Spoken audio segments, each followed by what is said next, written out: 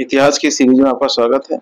आज हम अपनी इस सीरीज के अंतर्गत पढ़ेंगे पुष्यभूति या वर्धन वंश।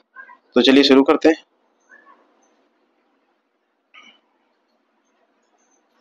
लगभग 550 ईस्वी के पश्चात उत्तर भारत में किस शक्तिशाली राजवंश का उदय हुआ? पुष्यभूति वर्धन वंश का। गुप्त साम्राज्य के पतन के पश्चात उत्तर भारत में वर्धन वंश की स्थापना किसने करी थी? तो इसने करी थी पुष्यभूति ने करी थी। वर्धन राजवंश की प्रारंभिक राजधानी कहाँ स्थित थी? तो ये थी आपकी थानेश्वर, हरियाणा में थी। बाणभट्ट के अनुसार वर्धन वंश का आदि पुरुष कौन था? तो पुष्यभूति था। अब इसमें देखिए गुप्त राजवंश के पश्चात राज्य कौन कौन से रहे, चलिए देख लेते हैं। राज्य है और राजवंश है। थानेश्वर राज्य पुष्यभूति, वर्धन वंश, कन्नौज मौखरी वंश, मगध मालवा उत्तरवर्ती गुप्त वंश, बंगाल गौड़ वंश, सौराष्ट्र मैत्रक वंश, दक्षिण भारत वाकटक चालुक्य वंश, पल्लव वंश और सिंध में क्षेत्रीय स्वतंत्र राजवंश थे। आगे देखिए कामरूप में क्षेत्रीय स्वतंत्र राजवंश, कश्मीर में क्षेत्रीय स्वतंत्र राजवंश, नेपाल में क्षेत्रीय स्वतंत्र राजवंश और उड़ीसा में क्षेत्रीय स्वतंत्र राजवंश। देखिए वर्धन वंश की जानकारी के स्रोत, साहित्यिक स्रोत क्या है? बाणभट्ट राजकवि थे, हरचरित लिखा है, कादम्बरी और हरचरित। हेंगसांग चीनी यात्री तीर्थों के राजकुमार थे, ये सीयू की यात्रा विवरण लिखा इन्होंने। आर्य मंजूश्री मूलकल्प, ये हीनयान ग्रंथ। कल्हड़ राजतरंगिणी लिखते हैं। हर्ष के ग्रंथ क्या है? प्रियदर्शिका, नागानंद, रत्नावली। अपरातात्विक सूत्र क्या है? एहल प्रस्तुति, यह 634 ईस्वी में चालुक्य शासक पुलकेशिन द्वितीय के राजकवि रवि कीर्ति द्वारा निर्मित है। बांसखेड़ा का ताम्रलेख, ये 628 ईस्वी शाहजहांपुर उत्तर प्रदेश से प्राप्त हर्षकालीन स्रोत है। मधुबन ताम्र पत्र लेख 631 ईस्वी आजमगढ़ उत्तर प्रदेश से प्राप्त हर्षकालीन स्रोत है। नवसारी ताम्र पत्र लेख 706 ईस्वी हर्षधरा वल्लभी शासक ध्रुव भट्ट के विरुद्ध विजय का उल्लेख मिलता है। हर्ष को परमेश्वर कहा गया है। नालंदा से प्राप्त मिट्टी की मोहरें, इसे महाराज राजवर्धन प्रथम से हर्षवर्धन तक की वंशावली दी गई है। सोनपत से प्राप्त ताम्र मोहरें, हर्ष का पूरा नाम हर्षवर्धन मिलता है। शिव पार्वती नंदी का अंकन मिलता है। भिटौरा मुद्रा भांड फैजाबाद जिले उत्तर प्रदेश से विशाल रजत मुद्रा भांड प्राप्त हुआ है। अब देखिए वर्धन वंश के प्रमुख शासक कौन कौन से हैं? पुष्यभूति, इनके बारे में देखते हैं। पुष्यभूति वंश के संस्थापक किसे माना जाता है? तो पुष्यभूति को माना जाता है। पुष्यभूति किस वंश के अधीनस्थ सामंत और पदाधिकारी थे? तो गुप्त वंश के थे। पुष्यभूति किस शैव शिव संत के से प्रभावित थे? तो भैरवाचार्य से प्रभावित थे। नालंदा से प्राप्त मोहरों के अनुसार किसे वर्धन वंश का प्रथम शासक माना जाता है? तो नरवर्धन को माना जाता है। पुष्यभूति के इतिहास का उल्लेख किस ग्रंथ में मिलता है? तो बाणभट्ट कृत हर्षचरित में। अभिलेखों और सोनपत और नालंदा से प्राप्त मुद्राओं से वर्धन वंश के किन शासकों का नाम प्राप्त होता है? तो नरवर्धन, राज्यवर्धन, आदित्यवर्धन और प्रभाकर वर्धन। आगे देखिए किस ग्रंथ में वर्धन वंश पुष्यभूति वंश की तुलना चंद्र तथा मौखरी वंश की तुलना सूर्य से की गई? यानी कि वर्धन और पुष्यभूति जो वंश था उसको चंद्र कहा गया और मौखरी वंश को सूर्य कहा गया, हर्षचरित में कहा गया। वर्धन वंश की उत्पत्ति के संदर्भ में विद्वानों का मत क्या क्या है? हेंगसांग क्या कहते हैं? फीसे या वैश्य जाति, और आर एस त्रिपाठी वैश्य जाति, वी एस घोषाल ये छत्री मानते हैं, पी के जायसवाल छत्री और पीटरसन छत्री और एन राय चंद्रवंशी। और पर हर्ष के पूर्वजों के नाम नरवर्धन वज्राणी देवी, राज्यवर्धन प्रथम अप्सरा देवी, आदित्यवर्धन महासेन गुप्ता देवी, उत्तरवर्ती गुप्त दामोदर गुप्त की पुत्री और महासेन गुप्त की बहन। अब प्रभाकर वर्धन के बारे में देखते हैं। प्रभाकर वर्धन वर्धन वंश की वास्तविक स्वतंत्र संस्थापक इसे माना जाता है? तो प्रभाकर वर्धन को माना जाता है। प्रभाकर वर्धन ने कौन सी उच्च सम्मानपरक उपाधियां धारण करी थी? तो परम भट्टारक तथा महाराजा धीराज की। बाणभट्ट ने हर्षचरित ग्रंथ में किस शासक को हूण हरिकेशरी तथा सिंधु राज्यज्वर संज्ञाओं से संबोधित किया है? तो प्रभाकर वर्धन को। प्रभाकर वर्धन का विवाह किसके साथ हुआ था? तो यशोमती के साथ में हुआ था। प्रभाकर वर्धन की कितनी संतानें थी? 3 थी। एक राज्यवर्धन, हर्षवर्धन और राजश्री पुत्री थी इनकी। प्रभाकर वर्धन की पुत्री राजश्री का विवाह किसके साथ हुआ था? तो कन्नौज के मौखरी शासक ग्रहवर्मन के साथ। वर्धन वंश के किस शासक के समय हूण का आक्रमण प्रारंभ हुआ था? तो प्रभाकर वर्धन। प्रभाकर वर्धन ने हूण के विरुद्ध अपने किस पुत्र को उत्तर पथ भेजा था? तो राज्यवर्धन को। प्रभाकर वर्धन अपने पूर्वजों की भांति किस देवता का उपासक था? तो सूर्य का। प्रभाकर वर्धन का प्रसिद्ध राजवंश कौन सा था? तो रायसेन या सुसेन। प्रभाकर वर्धन की मृत्यु के उपरांत कौन सी पत्नी सती हो गई थी? तो यशोमती सती हो गई थी। प्रभाकर वर्धन के समकालीन मौखरी शासक कौन था? अवंती वर्मा। बाणभट्ट ने किसे हूण हरिण केसरी कहा है? तो प्रभाकर वर्धन को कहा है।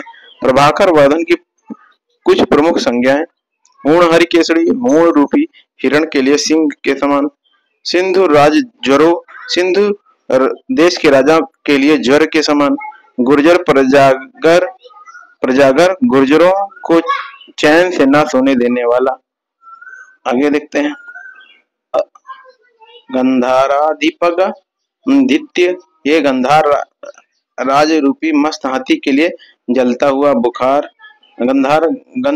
गंधाराधिपग अधिपत्य कूटपालक, ये गंधार राज रूपी मस्त हाथियों के लिए जलता हुआ बुखार। पाट चरो, ये लाट देश के चालाकी का अंत करने वाला। अब देखिए नेक्स्ट क्या है? राज्यवर्धन। प्रभाकर वर्धन की मृत्यु के उपरांत वर्धन वंश के सिंहासन पर कौन आसीन हुआ था? तो राज्यवर्धन। राज्यवर्धन के माता पिता का नाम क्रमशः क्या था? तो यशोमती और प्रभाकर वर्धन। राज्यवर्धन के समकालीन मालवा का शासक कौन था? तो देवगुप्त था। राज्यवर्धन के समकालीन कन्नौज का शासक कौन था? तो ग्रहवर्मा था। राज्यवर्धन की बहन राजश्री का विवाह किसके साथ हुआ था? तो कन्नौज की मौखरी शासक ग्रहवर्मा के साथ। राज्यवर्धन के समकालीन बंगाल का शासक कौन था? तो गौड़ शासक संशाक था। कन्नौज के शासक ग्रहवर्मा की हत्या किसके द्वारा की गई थी? तो मालवा के शासक देवगुप्त द्वारा। राज्यवर्धन की बहन राजश्री को किसने कैद कर कारागार में डाल दिया था? तो मालवा के शासक देवगुप्त ने। मालवा के शासक देवगुप्त की हत्या किसके द्वारा कर दी गई थी? तो वर्धन वंशी शासक राज्यवर्धन द्वारा। वर्धन वंशी शासक राज्यवर्धन की हत्या किसके द्वारा कर दी गई थी? तो गौड़ शासक संशाक द्वारा। किस अभिलेख में राज्यवर्धन को परम सौगात बौद्ध धर्म का अनुयायी कहा गया है? तो मधुबन और बांसखेड़ा दान लेख में। अब हर्षवर्धन के बारे में देखते हैं। बहुत इंपॉर्टेंट ये शासक है। ये 606 से 647 तक का शासन रहता है। राज्यवर्धन के पश्चात वर्धन वंश के सिंहासन पर कौन आसीन हुआ? तो हर्षवर्धन। हर्षवर्धन के माता पिता का क्या नाम था? तो यशोमती और प्रभाकर वर्धन। हर्षवर्धन का जन्म कब हुआ था? 590 ईस्वी में। हर्षवर्धन कितनी आयु में शासक बना था? तो 16 वर्ष की आयु में। हर्षवर्धन की प्रारंभिक राजधानी कहाँ पर थी? थानेश्वर हरियाणा में थी। गुप्त साम्राज्य के पतन के उपरांत उत्तर भारत में विशाल साम्राज्य की स्थापना किसके नेतृत्व में हुई थी? तो हर्षवर्धन के नेतृत्व में हुई थी। की तिथि क्या है? 606 ईस्वी। हर्ष संवत किसके द्वारा चलाया गया था? तो हर्षवर्धन द्वारा। हर्षवर्धन किसका उपासक था? तो ये शिव, शैव और बौद्ध धर्म का। हर्षवर्धन के ज्येष्ठ भाई का क्या नाम था? राज्यवर्धन। हर्षवर्धन के साम्राज्य का महासेनापति कौन था? तो सिंहनाथ था। राज्यारोहण के समय हर्षवर्धन के समक्ष कौन सी चुनौतियां थी? तो संशाक को मारकर बड़े भाई राज्यवर्धन की हत्या का बदला लेना, राजश्री को कैद से मुक्त कराना तथा कन्नौज पर अधिकार करना। हर्षवर्धन को किसके द्वारा बड़े भाई राज्यवर्धन को गौड़ाधिपति संशाक द्वारा हत्या का समाचार प्राप्त हुआ? तो कुंतल नामक अश्वरोही से। हर्षवर्धन का युद्ध सचिव कौन था? तो अवंती था। हर्षवर्धन का गज सेना नायक कौन था? स्कंदगुप्त था। हर्षवर्धन की विजय यात्रा में सर्वप्रथम किस राजा ने सहायता हेतु प्रस्तुत हुआ था? तो कामरूप के शासक भास्कर वर्मा ने हर्षवर्धन की बहन राजश्री को खोजने और ढूंढने में किसने सहायता करी थी? तो ये दिवाकर मित्र ने सहायता करी थी। आगे देखिए, किस शासक ने वर्धन साम्राज्य की राजधानी थानेश्वर से कन्नौज स्थानांतरित किया था? तो हर्षवर्धन। हर्षवर्धन अपने समकालीन वल्लभी गुजरात के किस शासक को पराजित किया था? तो ध्रुवसेन द्वितीय को। हर्षवर्धन किस चालुक्य वंशीय शासक से पराजित हुआ? तो पुलकेशिन द्वितीय से पराजित होता है। हर्षवर्धन और पुलकेशिन द्वितीय के मध्य युद्ध और संघर्ष का विवरण किस अभिलेख से प्राप्त होता? तो एहल प्रशस्ति से प्राप्त होता है। एहल प्रशस्ति की रचना किसने करी थी? तो रावी कीर्ति द्वारा करी गई थी। ने किस विश्वविद्यालय में विशेष संरक्षण प्रदान किया था? नालंदा को। हर्ष काल में चीनी यात्री ने भारत की यात्रा की थी, हेंगसांग ने करी थी। हर्षवर्धन किस शासक से पराजित हुआ? पुलकेशिन द्वितीय से। हर्ष की विजय की जानकारी किस अभिलेख में मिलती है? तो एहल अभिलेख में मिलती है। हर्ष के समकालीन वल्लभी के शासक की किस प्रकार की सेना का उल्लेख है? तो गज सेना की। पुलकेशिन द्वितीय के एहल प्रशस्ति के रचनाकार कौन थे? तो ये थे आपके रवि कीर्ति। हर्षवर्धन की प्रमुख उपाधियां शिलादित्य, महाराजाधिराज, परमेश्वर और साकौलोत्तर पथनाथ, परम भट्टारक, चक्रवर्ती सार्वभौम, परम महेश्वर, परम सौगात। की राजनीतिक, आर्थिक और सांस्कृतिक गतिविधियों का प्रमुख केंद्र कौन सा नगर था? तो कन्नौज था। हर्षवर्धन के शासनकाल में किस चीनी यात्री ने भारत की यात्रा पर आया था? तो हेंगसांग आया था। चीनी यात्री हेंगसांग कब भारत भ्रमण करने के लिए आया था? तो ये आया था 629 ईस्वी में। हेंगसांग के किस एक अन्य नाम से जाना जाता है? तीर्थों का राजकुमार। हेंगसांग ने किस विश्वविद्यालय में बौद्ध धर्म की शिक्षा ग्रहण किया था? तो नालंदा विश्वविद्यालय में ग्रहण किया था। हर्षवर्धन के दरबारी राजकवि कौन थे? तो बाणभट्ट थे। किस वर्धन वंशी शासक ने साहित्यकार सम्राट के नाम से जाना जाता? तो हर्षवर्धन को। हर्षवर्धन की राज दरबार में कौन से प्रमुख विद्वान निवास करते थे? बाणभट्ट, मयूर, मितंग और दिवाकर।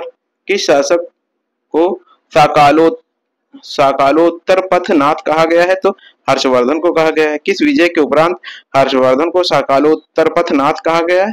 तो उड़ीसा और कलिंग विजय उपरांत। किस अभिलेख में हर्षवर्धन को साकालोत्तर पथनाथ कहा गया है? तो चालुक्य एहल अभिलेख में।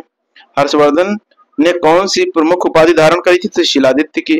चीनी ऐतिहासिक स्रोतों में हर्षवर्धन को किस नाम से अंकित है तो किया गया है? तो श्रीहर्ष। हर्ष के शासनकाल को कितने भागों में विभाजित किया जा सकता है? तो युद्ध काल 606 ईस्वी से 612 ईस्वी तक, शांति काल 612 से 642 ईस्वी तक।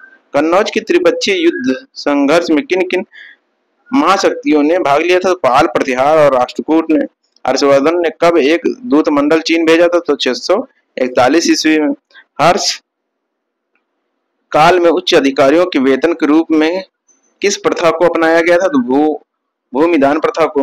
हर्ष काल में सूती वंश का प्रमुख केंद्र कौन था? तो मथुरा था। आगे देखिए, वर्धन वंश और चालुक्य वंश पुलकेशिन द्वितीय के मध्य किस स्थल पर युद्ध लड़ा गया था? तो नर्मदा नदी घाटी पर लड़ा गया था। एहल प्रशस्ति की रचना किसके द्वारा की गई थी? तो रवि कीर्ति के द्वारा। किसके नेतृत्व में कन्नौज में एक विशाल धर्म सभा सम्मेलन का आयोजन किया गया था? तो हर्षवर्धन के।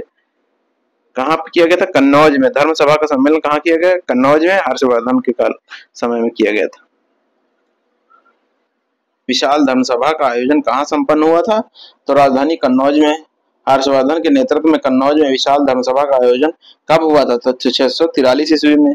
कौन सा भारतीय सम्राट प्रयाग के अर्धकुंभ एवं महाकुंभ में अपना सर्वस्व दान करता था? तो हर्षवर्धन। अब यहाँ पे देखिए, कन्नौज में धर्म सभा का सम्मेलन हो रहा है, लेकिन कौन सा ये जो अर्धकुंभ और महाकुंभ की बात हो रही है, तो ये प्रयाग की बात हो रही है। और हर्षवर्धन यहाँ पर सर्वस्व दान करता था। हर्षवर्धन काल में वर्धन साम्राज्य की राजधानी कहाँ थी? तो कन्नौज थी। प्राचीन काल में कौन सा उत्तर भारतीय शासक अपनी दानशीलता के लिए प्रसिद्ध था तो हर्षवर्धन। प्रयाग में महामोच परिषद का आयोजन किस शासक द्वारा कराया गया, नियमित रूप से किया जाता था तो हर्षवर्धन द्वारा। हर्षवर्धन को सकालो उत्तर पथनाथ किस अभिलेख में कहा गया है तो चालुक्य लेखों में। हर्षवर्धन के साम्राज्य में कितने प्रकार के राज्य थे तो 3 प्रकार के थे। कौन सा है? प्रत्यक्ष शासित राज्य, अर्ध स्वतंत्र राज्य और मित्र राज्य। हर्षवर्धन ने किस समकालीन चीनी शासक के दरबार में एक ब्राह्मण दूत भेजा था? चीनी शासक ताई सुंग के दरबार में। हर्षवर्धन ने वल्लभी के युद्ध में किस शासक को पराजित किया? धुर्वसेन द्वितीय को पराजित किया। धुर्वसेन द्वितीय कहाँ का राजा था? तो वल्लभी राज्य का राजा था, गुजरात में है। हर्षवर्धन के समकालीन कश्मीर का शासक कौन था? तो दुर्लभवर्धन था। हर्षवर्धन के समकालीन कामरूप का शासक कौन था? भास्कर वर्मा। किस चीनी यात्री ने राजदूत के रूप में 3 बार भारत की यात्रा की थी? तो वांग शुआंगत्से। हर्षकालीन संस्कृति देखिए अब। हर्षवर्धन काल में शासन व्यवस्था का स्वरूप कैसा था? तो राजतंत्रात्मक था। हर्षवर्धन में कौन सी प्रमुख उपाधि धारण की थी? महाराजाधिराज, परम भट्टारक, चक्रवर्ती, परमेश्वर, महेश्वर, सार्वभौम, शिलादित्य, सकालोत्तर पथनाथ। किस ग्रंथ में हर्षवर्धन को सभी देवताओं का सम्मिलित अवतार कहा गया? तो हर्षचरित में कहा गया। जय स्कंधरवार शब्द से क्या तात्पर्य है? तो अस्थायी सैनिक शिविर। सर्वप्रथम हर्षवर्धन ने बाणभट्ट की भेंट किस स्थान पर हुई थी? तो अचिरावती नदी के तट पर स्थित मणितारा में। अंतों के प्रकार: महासामंत, सामंत, आप्त सामंत, प्रधान सामंत या शत्रु सामंत और प्रति सामंत। हर्ष के अधीनस्थ शासक किस नाम से पुकारे जाते थे? तो महाराज या महासामंत। हर्षवर्धन काल में विभिन्न प्रकार के सामंतों का उल्लेख किस ग्रंथ में मिलता है? तो हर्षचरित्र तथा कादंबरी में। हर्षकालीन मंत्री को किस नाम से जाना जाता था? सचिव अथवा अमात्य। हर्षकालीन प्रधान सचिव एवं मंत्री कौन था? तो भंडी था। हर्षवर्धन के मुख्य केंद्रीय पदाधिकारी भंडी, ये हर्षवर्धन का प्रधान सचिव था। राज्यवर्धन की मृत्यु उपरांत उत्तराधिकार के प्रश्न को तय करने के लिए भंडी ने मंत्रिपरिषद की बैठक बुलाई थी। अवंती विदेश सचिव, इसे महासंधि विग्राहक युद्ध मंत्री कहते थे। सिंहनाद प्रधान सेनापति था। प्रभाकर वर्धन के समय भी कार्यरत था। कुंतल अश्वरोही सेना का सर्वोच्च अधिकारी होता था। स्कंदगुप्त गज सेना का सर्वोच्च अधिकारी। वंशखेड़ा लेख में इसे दूतक, संदेशवाहक, महाप्रमाता, भूमि पैमाइश का प्रधान तथा महासामंत भी कहा गया है। आगे दे हर्षकालीन प्रशासनिक पदाधिकारी कौन कौन से थे? पारियात्र या महाप्रतिहार, ये थे बाह्य तथा अंतर राजप्रसाद में व्यवस्था करने वाले प्रतिहारों तथा दैवारिकों के मुखिया थे। विनयासुर साधारण प्रतिहार, जो आगंतुकों को शिष्टाचार से अवगत कराना तथा प्रवेश दिलाना। मेखलक, कुरंग और संवादक, दीर्घ ध्वज, लेख हारक, ये तीव्रगामी संदेशवाहक होते थे। दूतक उच्च श्रेणी का मंत्री, राजा का विश्वास पात्र, संदेशवाहक, दानग्रहीता को भूमि हस्तांतरित करने वाला होता था। तार या भूमि पैमाइश संबंधी राजस्व विभाग का उच्च अधिकारी होता था। सेवक कुंचकी, वैत्री, वेलग्रही, मीमांसक, तांबुल, कारंग, वाहिनी, चामर ग्रहणी, ये राजदरबार में जुड़े छोटे छोटे कर्मचारी थे। दीबीर कौन थे? ये आमत्य श्रेणी के लेखक थे। भौगिक राजस्व विभाग से संबंधित अधिकारी। दशाधनिक, ये कठिन कार्यों को संपन्न करने वाले राजपुरुष। नीलपीठ या नीलपट, राज्य में घटित सभी घटनाओं का ब्यौरा। रहसी नियुक्ति, निजी सचिव। आगे देखते हैं हर्षकालीन प्रशासन की संरचना कौन कौन कैसी थी? चलिए देखते हैं। पहले कौन होता था? साम्राज्य। फिर ये इसका मुखिया कौन था? ये सम्राट। भुक्ति या राज्य, उपहारिक महाराज, विषय या जनपद जिला, विषयपति, ग्राम का महत्तर। आगे देखिए, हर्षकालीन शासन काल में न्यायालयों को क्या कहा गया था? तो धर्माधिकरण या अधिकरण। हर्ष काल में दंड न्यायालय का प्रबंध करने वाले अधिकारी को कहा जाता था तो कटुक। हर्ष काल में पुलिस विभाग का प्रमुख अधिकारी को क्या कहा जाता था? तो दांडिक या दंडपाशिक। हर्ष काल में रात्रि में पहरा देने वाले महिला पुलिस को क्या कहा गया? तो याम चेटी। हर्ष कालीन किस अभिलेख में नौसेना या जल सेना का उल्लेख मिलता है? तो बांसखेड़ा तथा मधुबन लेख में। हर्षकालीन सैन्य पदाधिकारी ये महाबलाधिकृत पैदल पदाति सेना का सर्वोच्च सेनापति, महाअश्वपति वृद्धेश्वरवार ये घुड़सवार सेना का सेनापति, महापीलुपति कटुक गज सेना का सेनापति, महामात्र हाथियों का महावत मौल ये राजा का के सशस्त्र अंगरक्षक। अधिकरण ये सैन्य सामग्री का प्रबंधक विभाग। भाषण मुद्रा लेख, क्रोमेलक कुलय ऊंट सेना बाणभट्ट द्वारा उल्लेख। स्थानपाल ये घोड़ों के अस्तबल का अधिकारी। पाटिपत्ति बैरकों का निरीक्षक। ये भी विष्कवर हाथियों के रोगों का चिकित्सक। हर्षकालीन प्रमुख कर भाग देखिए, भू राजस्व उपज का 1/6 भाग, हिरण्य व्यापारियों के लिए जाने वाले नगद कर, बलि धार्मिक कर, भाग भोग, भू राजस्व तथा दैनिक फल फूल सब्जियों आदि का कर, तुल्य में मापतौल के अनुसार वस्तुओं पर कर। आगे देखिए, हर काल में ब्राह्मणों को धार्मिक सामाजिक शैक्षणिक कार्यों हेतु कर मुक्ति भूमि अनुदान दी जाती थी को क्या कहा जाता था? तो ब्रह्मोदय अग्रहार। किस शासक ने सर्वप्रथम पदाधिकारियों के शासन पत्र या सनद द्वारा भूमि देने की प्रथा चलाई थी? तो हर्षवर्धन ने चलाई थी। बाणभट्ट।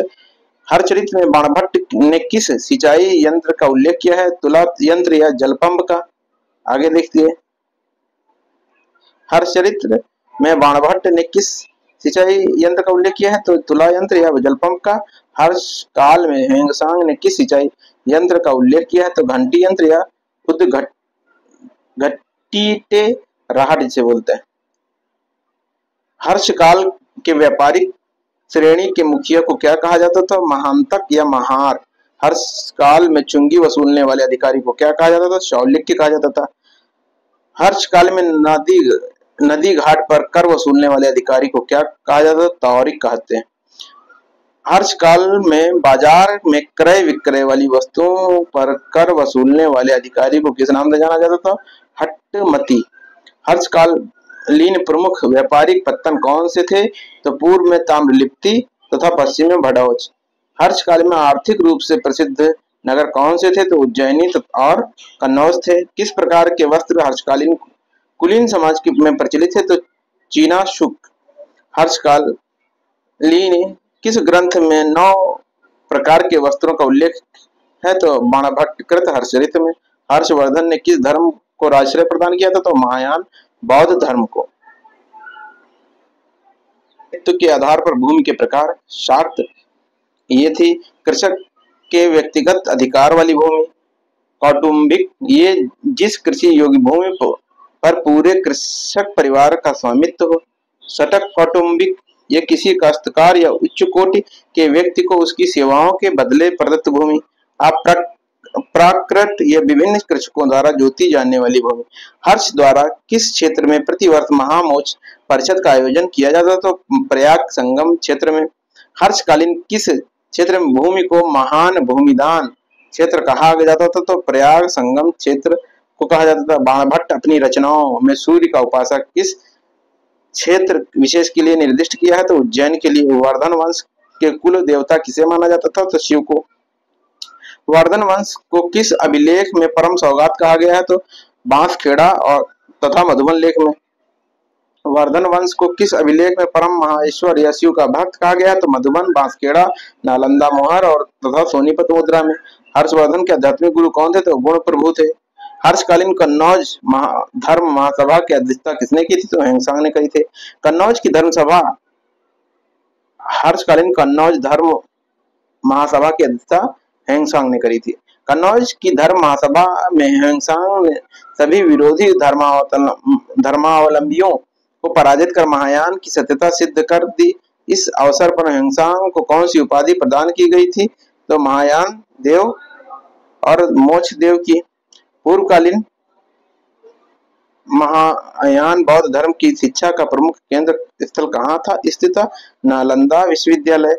महाराज दृढ़वर्मा की कन्या प्रियदर्शिका के प्राणायाम कथा का वर्णन किस ग्रंथ में संकलित है? प्रियदर्शिका ग्रंथ में। हर्षकालीन शास्त्रीय नाट्य विद्या की दृष्टि से सबसे महत्वपूर्ण नाटक कौन सा है? तो रत्नावली है। प्रणय नाटकों के निर्माता के रूप में किस शासक का नाम विशेष रूप से प्रसिद्ध है? तो हर्षवर्धन का। बाणभट्ट के अनुसार कौन सा उत्तर भारतीय शासक कुशल बांसुरी वादक भी था? तो हर्षवर्धन था। कवि किसके दरबार में रहते थे? हर्षवर्धन के।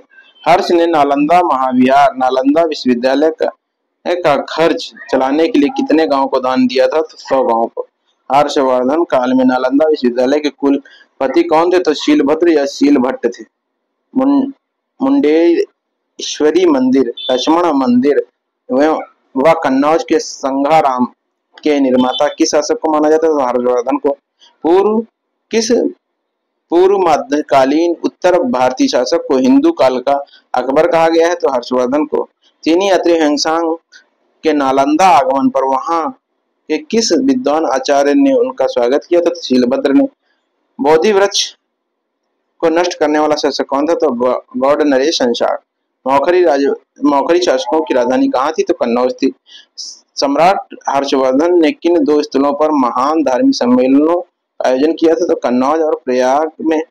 उत्तर प्रदेश में स्थित किस स्थल पर हर्ष ने बौद्ध महासम्मेलन का आयोजन किया था? तो प्रयाग में किया था। नर्मदा नदी तट पर हर्ष ने किन दक्षिणावर्ती शासकों ने रोका था? तो पुलकेशिन द्वितीय ने रोका था। हेंगसांग की भारत यात्रा के समय सूती कपड़ों के उत्पादन के लिए कौन सा नगर सर्वाधिक प्रसिद्ध था? तो मथुरा था। चीनी लेखक भारत के उल्लेख किस नाम से करते थे? यिंतु। हर्ष की मृत्यु के पश्चात कन्नौज पर किसका अधिकार हो गया था? तो अर्जुन नामक स्थानीय शासक का। अब देखिए आगे, हर्षकालीन प्रमुख साहित्यिक रचनाएं। बाणभट्ट हर्षचरित लिखा है इसने और कादम्बरी। हर्षवर्धन नागानंद, प्रियदर्शिका और रत्नावली। मयूर भट्ट की कौन सी है? सूर्य शतक, मयूर शतक। कोमरिल भट्ट ब्रह्मा स्फुट सिद्धांत, ब्रह्मगुप्त, खंडन खाद, भृतहरि, श्रृंगार शतक, नीति शतक, भक्ति शतक। कुमारदास जानकी हरण, जयादित्य व वामन, केशकावृत्ति और जयदेव प्रसन्न राघव, ये इनकी प्रमुख रचनाएं हो गई। हम पढ़ेंगे दक्षिण भारत का इतिहास। तो वीडियो देखने के लिए धन्यवाद और ऐसे वीडियो देखने के लिए हमसे जुड़े रहें। चैनल को सब्सक्राइब कर दें, वीडियो को लाइक कर दें और ज़्यादा से ज़्यादा शेयर करें। धन्यवाद।